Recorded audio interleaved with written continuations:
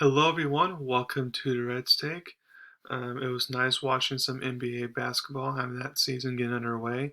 Again, if you haven't looked at my predictions for that yet, go to my last YouTube video. And if you want to look at more in-depth analysis of each team and my predictions, then go on my LinkedIn page down Durrett. But now it's time to go for my Week 6 NFL takeaways. Let's start with the Thursday night football game between Chicago and Washington. It was another bad Thursday night football game. Um, like I predicted. But good for Washington for not winning the ugly contest basically between the two. Both teams, as I predicted, are on track to finish last in the division, especially Carson Wentz now being out for at least a month. Um, 49ers versus Falcons. I will admit the Falcons look like they could potentially be a wild card type of team this year, or at least be in the hunt by the end of the year. I did not think that. I thought they're like a 3-win team, and they've definitely proved me wrong. Mariota's been playing better than most people expected, and their offense, despite no Kevin Ridley for the year, has been pretty great. Arthur Smith has done a really good job there, and their defense has improved. Um, the 49ers just weren't able to overcome all their injuries. I mean, 11 starters injured or on IR. That's just kind of hard to overcome. So we'll see if they can how long these injuries can pile up before it catches up with the 49ers. Patriots versus Browns.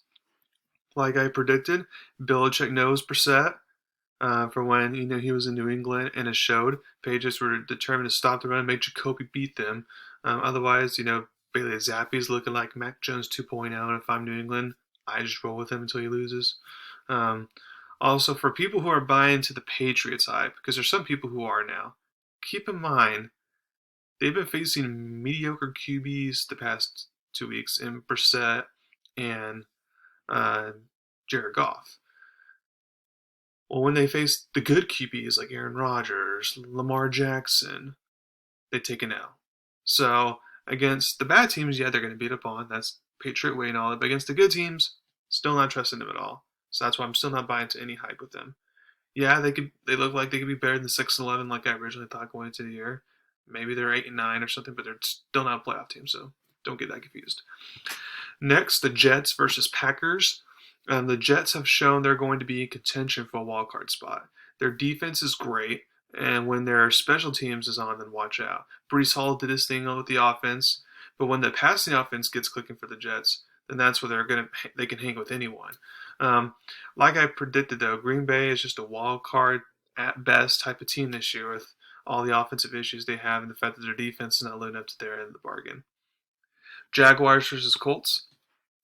The Colts are still not always looking pretty by any means, but they are giving themselves a shot to still win a division. And for this organization, making the playoffs is a top priority, especially for Frank White, who's on the hot seat and stuff like that.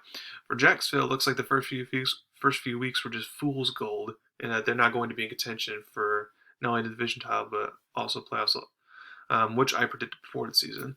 You just can't trust that Jaguars defense right now. Next, you get the Vikings versus the Dolphins. By the way, to give myself a pat on the back here, I predicted the exact score early in the week in this game. I predicted especially once I found out Skylar Thompson starting and all that. I predicted the Vikings would win 24-16, and that's exactly what it was. Thanks to Minnesota going for 2-point conversion for some reason when they could have just done an extra point, but that's neither here or there. But now that the Miami's going to have Tua back from his concussion, we'll see how Miami looks going forward. Because he started hot with Tua, now they've kind of been slacking. But we'll see with Tua if they can get things back on track or not. Bengals versus Saints. Saints had a chance to win the game twice. They failed to execute their 4-minute offense when they got the ball. When they had the ball, and then when they got the ball back later down by 4, and then they obviously couldn't get it done. I thought on the 4-minute drive specifically, or the 4-minute offense drive specifically, where they could have ran the clock out. If they would have gotten a few first downs, I thought Taysom Hill should have been running the ball if Alvin Kamara wasn't. There's no point having Ingram run the ball or doing a quick 1-yard pass like that. Like that was kind of weird. It's like Taysom Hill should have either ran the ball or Kamara should have ran the ball. It should have been as simple as that. But yet they didn't do that, and that's on the coaching staff there. I know a bunch of key players are out on both sides of the ball, but the fact is that the Saints defense is still looking bad, is not good for Dennis Allen as a defensive-minded coach. If your side of the ball is not good, especially when you have the talent to be good, then that's not good. And if the Saints lose tomorrow and fall down to 2-5, then I would consider firing him in the season, being the 1 year coach. Ravens versus Giants. Ravens had their chance to win, but back-to-back turnovers by Lamar costing them this game. Credit to the Giants, keep on finding ways to win even though they look ugly. And the way their schedule sets up, I hate to say this, but they should make the playoffs. They're going to go on a big winning streak. Buccaneers versus Steelers. This is one of those losses that's kind of hard to explain why it happened. It shouldn't have happened with no T.J. Watt and Kenny Pickett getting injured for the Steelers. I mean, the Bucs' vaunted defense we were talking about earlier in the year was non-existent at times, and the offense is just too hot and cold. A lot of it being on line issues, but just hot and cold. Now saying things would be perfect if Bruce Arians made the coach. I can't say if things would be perfect if Bruce Arians made the coach. I can't say it at all. But maybe things will look a little bit better if he was still the coach versus Todd Bowles. Maybe that's the difference right now between last 2 years and this year. I'm not sure, but something's off. Panthers versus Rams. As expected, the Rams took care of business and headed into their bye week here. We'll see if they can turn things around after that. Cardinals versus Seahawks.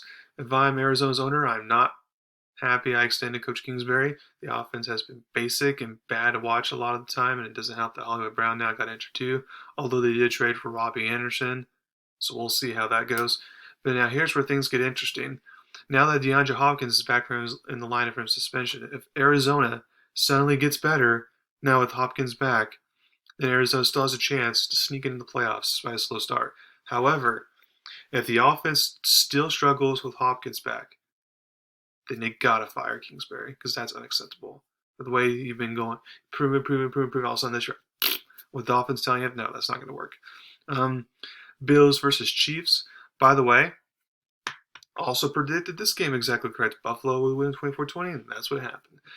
Didn't think, given the chance, Mahomes throws a bad interception to lose the game, though. I didn't think that would happen, but that's neither here nor there. Bills now have the inside track to have the number 1 seed. It'll be interesting to see if the Bills have any slip-ups to allow the Chiefs kind of be back in contention for number 1 seed. But Bills, when they're clicking, are hard to stop. Cowboys versus Eagles. We can finally stop talking about Cooper Rush remaining the starter when Dak is back. It's like, nope. Even when Dak's healthy, he'll be back, and I expect him to be back against the Lions this week. Broncos versus Chargers. This was a bad offensive game for both teams. What makes it worse is for Denver, this was an actual kind of get-right game, if you will, because the Chargers defense, while they have a lot of talented players in there, are coming into the game with the 30th ranked defense. So, and they could still get it. Now, Russell Wilson hurt his hamstring, along with hurt shoulder, so more players are out. They tore ACL, so it's just kind of crazy how all that. And if the Broncos lose the Jets this week, then their season's over. Okay, now it's time for my Week 7 NFL predictions. So let's get started with tomorrow's Thursday Night Football game between the Saints and the Cardinals, which I predict this one to actually be a little more scoring than the past 2 Thursday Night Football games.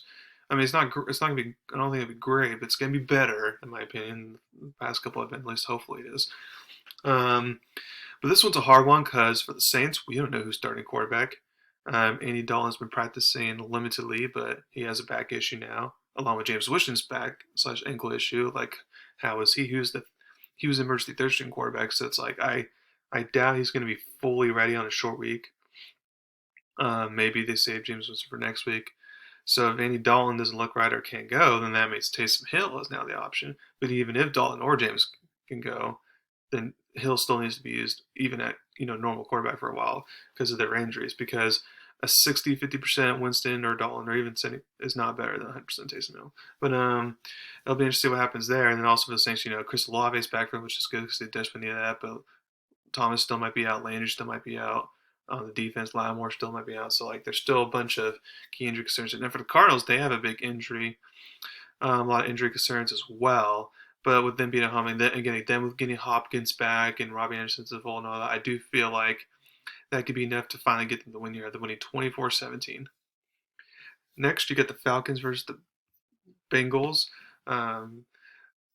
I feel like the Bengals, by the way, are favored by 6. I don't feel like they'll cover that. But I do feel like the Bengals will squeak out a win here barely because again, like while their second half especially the defense in the second half are really good about shutting opponents down, and I feel like with the Falcons liking to run the ball a lot, I feel like maybe they get caught off guard in the first half by like the different formations they use and all that, but maybe in the second half they'll kind of limit to them, and the Bengals at home, will get the win out of the way 23-20. Next, you got the Lions versus Cowboys. Now, a lot of people feel like this should be a blowout, but I'm not going to say it's a blowout. I mean, they're favored by 7. I do think they can cover that, but not by much, though. Just because Lions, have the bye week, chance to get right. DeAndre Swift's supposed to be back now for them. Amon St. Brown's supposed to be healthy for them now. So they got all those offensive weapons. And then for the Cowboys, remember, well, they're a good defense and all their rushing defense, as you saw against Philly, is not exactly a material, and the Lions love to run the ball and can run the ball very well, actually.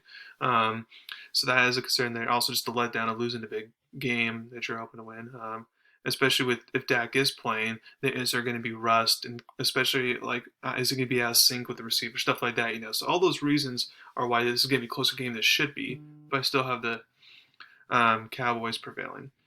27-17. Next, you get the Colts versus Titans. Titans are favored by 3 at home here. Um, this is a tough game because it was a close game last time. But again, I just feel like Tennessee. I'm not going to buy into the Colts side just because they have finally had one great offensive game. I would have to see more for them offensively in order to believe that. I think they turned a corner. So I'm going to have Tennessee win here by 8, 24-16. Packers versus Commanders. Packers favored by 5.5 here. This is an interesting game with Taylor Heinicke now back to being the starter for Washington. And Green Bay losing 2 in a row here. I don't think Green Bay is going to lose 2 in a row. I don't think it's going to get that bad here. I do think the Packers will beat the Commanders here. Now, but because the way the Packers play and they've been struggling, I don't think it's going to be a walk in the park, a cakewalk like it should be. But I feel like Green Bay will get like a late turnover score to make it look like a more of a blowout than it is, but I have them winning 24-13. Next, you get the Buccaneers versus Panthers. Buccaneers favored by 10.5. I'll take the Buccaneers to win the cover, especially after embarrassing loss this week. I have them winning 24-3. Next, Giants versus Giants versus Jaguars. I don't get why the Jaguars are favored by 3 here. I know they're at home, but the way the Giants have been playing, I feel like the Giants are gonna get a lot of pressure to Lawrence, make him turn the ball over a lot, shut down the offense. Not because the Giants aren't great offensively themselves, it's going to be a low-scoring, close game, but I do feel like the Giants will once again find a way to get lucky and prevail. The money 19-16.